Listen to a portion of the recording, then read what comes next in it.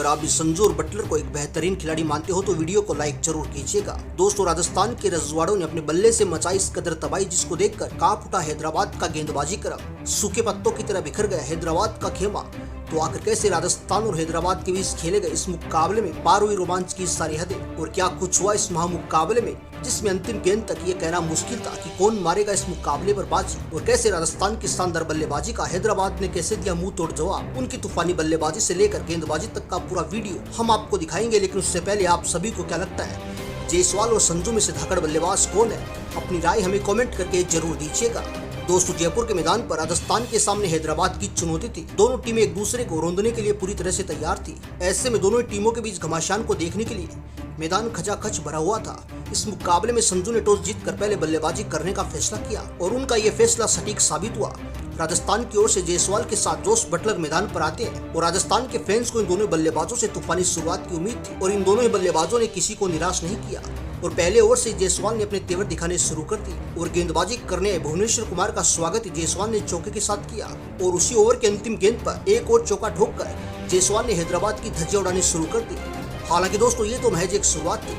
दूसरी ओवर में तो जायसवाल ने गेंदबाज को तहस नहस करने की ठान ली थी। गेंदबाजी करने आए मार्को जॉनसन, और ये गेंदबाज अपनी टीम को विकेट दिलाने के लिए जाना जाता है। लेकिन इस बार बारी थी जोश बटलर की और उन्होंने 2 बॉलों पर 2 चौके ठोककर अभी से हैदराबाद की गेंदबाजों को तहस नहस करना शुरू कर दिया। और ओवर के अंतिम बॉल पर जायसवाल ने शानदार छक्का ठोककर अभी से मुकाबले को राजस्थान की झोली में डालना शुरू कर दिया। जी हां दोस्तों, इन दोनों बल्लेबाजों ने अपनी टीम को शानदार शुरुआत दिलाई। तो वहीं हैदराबाद तो अभी से परेशान हो गई थी, क्योंकि हैदराबाद को किसी भी कीमत पर विकेट की तलाश थी और ये दोनों ही बल्लेबाज कोई भी गलती करने को तैयार नहीं थे। कोई भी गेंदबाज आता और ये उन्हें चौको छक्कों के दर्शन करवा देते। ऐसा ही हाल नटराजन का भी हुआ और माकरम ने एक बार फिर भुवनेश्वर के हाथों में बॉल थमाई। वो सोचा भुवनेश्वर कुमार उन्हें सफलता दिलाएंगे, लेकिन भुवी भी उनके कहर से बच नहीं पाई। और दोस्तों, पारी के चौथे ओवर में जायसवाल तो भुवी के ऊपर कहर बनकर टूट पड़े और एक चौका और एक छक्का ठोककर जायसवाल ने हैदराबाद के सबसे बड़े गेंदबाज को तहस नहस कर दिया। जयपुर के मैदान पर तबाही का ऐसा मंजर आया था जिसको देखकर हैदराबाद के फैंस खून के आंसू रोने को मजबूर हो गए। वहीं राजस्थान का खेमा उनकी तूफानी बल्लेबाजी का जश्न मना रहे थे। दोस्तों, मार्को जॉनसन को उन्होंने बैक टू बैक 2 चौके ठोककर अपनी टीम को 5 ओवरों तक 50 के पार पहुंचा दिया था और ऐसा लगा कि आज ये दोनों ही बल्लेबाज हैदराबाद की हालत खराब कर देंगे। लेकिन तभी मार्को जॉनसन ने जायसवाल को 35 के स्कोर पर चलता कर दिया। जायसवाल की इस तूफानी पारी में 5 चौके और 2 छक्के शामिल थे।